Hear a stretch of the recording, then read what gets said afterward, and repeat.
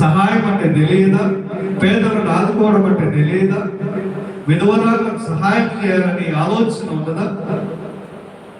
ఇక్కడ కూడా చెప్తున్నాడు, నాటకాలు చేయొద్దన్నాడా? మరి 8వ వచనంలో, మనుష్యుడా ఏది ఉత్తమమో అది నీకు తెలియజేయబడి ఉన్నది, కానీ నువ్వేం చేస్తాడో తెలియనట్లుగా ప్రవర్తిస్తున్నాడు. చాలా స్మార్ట్ గా మరి జీవిస్తున్నాడు. నువ్వు నాకు ఏదో మరి గొప్పగా అని నువ్వు ఎన్ని తెస్తాడో కానీ నువ్వు జీవించాల్సినటువంటి జీవితం మాత్రము నడవడం.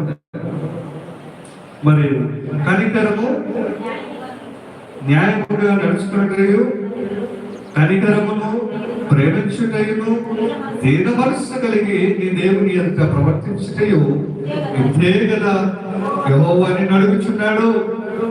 ఏమడిగినాడండి ఇప్పుడు? నేను ఏమడిగినాడు? పలహారం తెమ్మన్నాడా? మీ ఆస్తి తెమ్మన్నాడా? ఏం తెమ్మన్నాడు? మంచిగా జీవించు, సహాయం చేయి, ప్రేమతో ఉండు, ప్రేమ కలిగి ఉండు, ప్రేమ కలిగి జీవించు. ఇదే కదా నేను అడిగినది. ఇదేదో పెద్ద కష్టమని భావిస్తాను, కానీ దేవుడు మాత్రము నేను అడిగేటువంటిది ఇది.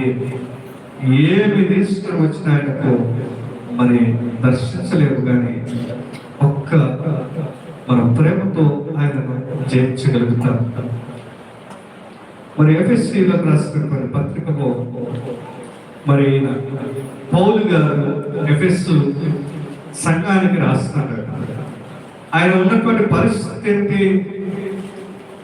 ఎక్కడ నుండి ఆయన ఈ యొక్క పత్రికను రాస్తున్నాడు? మన వాళ్ళ దగ్గర చర్చిలో ఉండి రాస్తున్నాడా? ఇంట్లో ఉండి రాస్తున్నాడా? లేకపోతే ఒక ప్రదేశం అంటే ఏము నరమాత్రుడు లేనటువంటి ఒక ప్రదేశాన్ని కొండ మీద రాస్తున్నాడా? ఎక్కడ రాస్తున్నాడు ఆయన ఈ పత్రికను? జైల్లో ఉండినాడు. జైల్లో ఉండి కూడా తన పరిచర్యను ఆపకోకుండా ఆయన కొనసాగిస్తూ, ఆయన రాస్తూ తన ప్రజలకి ఎవరికి ఏ విధంగా మరి మీరు జీవితాల్లో పంపిస్తూ ఉన్నాడు. మరి ఆ కాలంలో ఉన్నటువంటి పరిస్థితిని మనం చూస్తే రోమన్ ఎంపైర్ అనేటువంటి వారు మరి దాస్య వ్యవస్థను చాలా సాధారణంగా చూసేటువంటి, యుద్ధాల్లో ఎవరైతే గెలిస్తే వారందరినీ కూడా వారి మహిళలను తెచ్చి దాసులుగా మరి వారందరినీ మగవారిని తెచ్చి పనివారిగా పెట్టుకునేటువంటి వారు. మరి అప్పుల కారణంగా బానిసలైనటువంటి వారు మరి పేదవారు సమాజంలో సేవకులుగా ఉపయోగించేటువంటి వారు.